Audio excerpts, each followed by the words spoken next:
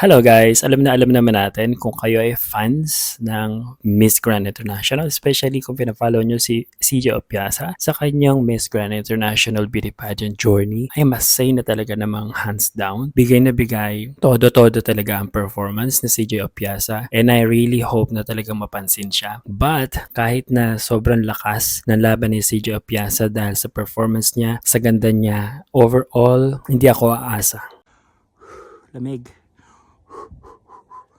Hello guys, welcome back to my channel. This is Roderick Ruzabala, and today's video pag-usapan nga natin si CJ Opiasa, yung kanyang chances sa Miss Grand International Beauty Pageant na ginaganap ngayon sa Thailand. Well, bago tayo magsimula guys, if you are new to my channel, kung di nyo mamasamain, if you wanna subscribe and follow my journey or my videos, my next uploads, just click the subscribe button at huwag kakalimutan ng notification bell para hindi nyo ma-miss ang aking mga susunod na i-upload very soon, everything about beauty pageant. So this is it. CJ Opiasa is talagang lumalaban. Ang lakas ng laban niya, not only because he's from the Philippines, I'm not saying this because I'm Filipino and she's Filipina, but it is her journey, her performance, yung mga nakikita natin sa videos and everything. She is loved by Miss Grand International. I must say, I am very sure na talagang napapansin siya, in all honesty. But what I'm saying na sana mapansin siya is placement-wise. Alam naman natin na marami tayong mga pinadala in the past na medyo na-disappoint tayo sa result. Okay? CJ Opiasa has a very good, beautiful aura. She has this beautiful, exotic Filipina beauty. I think that she is only the pure Filipina na pinadala natin sa Miss Grand International. Parul siya has also dusky, beautiful skin, but she is half Indian. Correct me if I'm wrong, but CJ Opiasa I think is pure Filipina. I think that CJ is going to place higher if only Miss Grand International will really notice her effort, her performance, her extravagant high caliber performance during the swimsuit and everything. If you will notice, she is one of, I think, the best. May mga nagsasabi pa nga na she is the best during the swimsuit round. She has this parang bakla na class, okay? So hindi siya yung tipong parang bakla lang kumilos during the swimsuit, but overall performance, she has this beautiful execution on how she present herself during the presentation of swimsuit. Especially nung nagkaroon siya ng parang, meron silang parang part doon na magsasalsa sila, magla-Latin dance sila. And the way she go up to the stairs and go down to the stairs after this parang umikot-ikot sila doon sa parang stage or platform. She looked really amazing na talagang makikita mo na talagang pasarela coach siya. She has beautiful body. Presentation-wise, talagang overall beautiful execution para sa swimsuit presentation.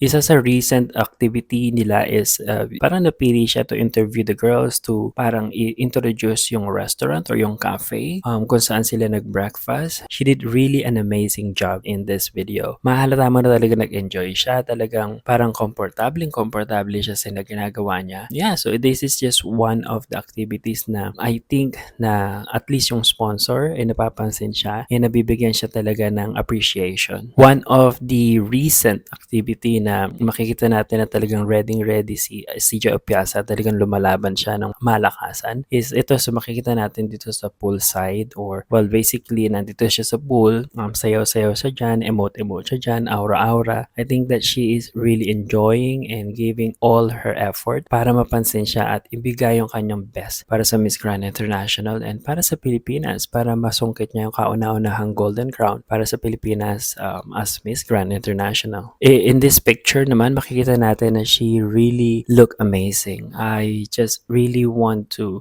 really comment in this picture na talagang nananalangin tayo na talaga sana mapansin siya at mabigyan siya ng chance na manalo siya na, diba? So siya yung maging kauna-unahang Miss Grand International from the Philippines. Gaya na sabi ko before, hindi ako aasa. It is because kabaligtaran ng performance. Hindi ako aasa dahil pangit ang performance, dahil kabaligtaran. Alam naman natin na superb talaga yung mga pinapakita niya sa swimsuit, sa evening gown. So sa swimsuit pa lang, just just like I said, super the best execution, presentation-wise, talagang yung lakad niya, yung kanyang mga posing, bakla na may class. Alright, especially also sa gown. Doon naman sa parang presentation sa gala night, talagang makikita mo na she really look sultry, beautiful. Ang ganda ng hair, ang ganda ng smile niya, ang ganda ng presentation, how she present or she announced the name of the Philippines. Amazing. She looked stunning, beautiful. Alam mo yung speed ng walk niya, yung hampas ng balakang na hindi masyado. Overall, she is really stunning. Talagang captivating yung itsura niya.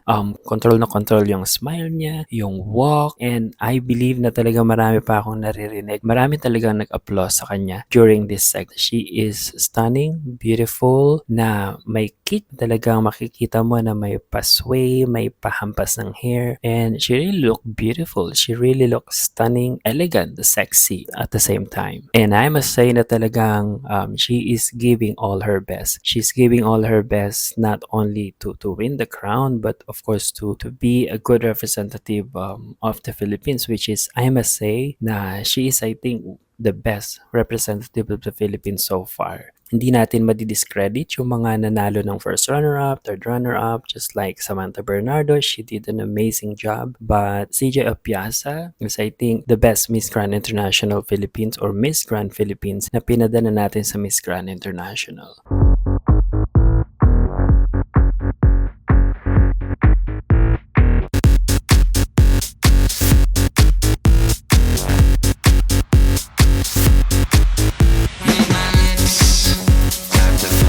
This is it. This is just a very quick video. This is just my appreciation post or video para kay CJ Opiasa. But even napakalakas ng laban niya, napakalakas ng kanyang pinapakitang performance, I am not going to expect too much. I'm not gonna expect too much because ayokong masaktan. But I am going to support CJ Opiasa. Fingers crossed, sana nga manalo siya. Siya yung maging kauna-unahang Miss Grand International winner para sa Pilipinas. So this is it. This is just a very quick video and I hope you guys stay safe and be safe. And abangan nyo yung aking susunod na videos para sa iba pang beauty pageants.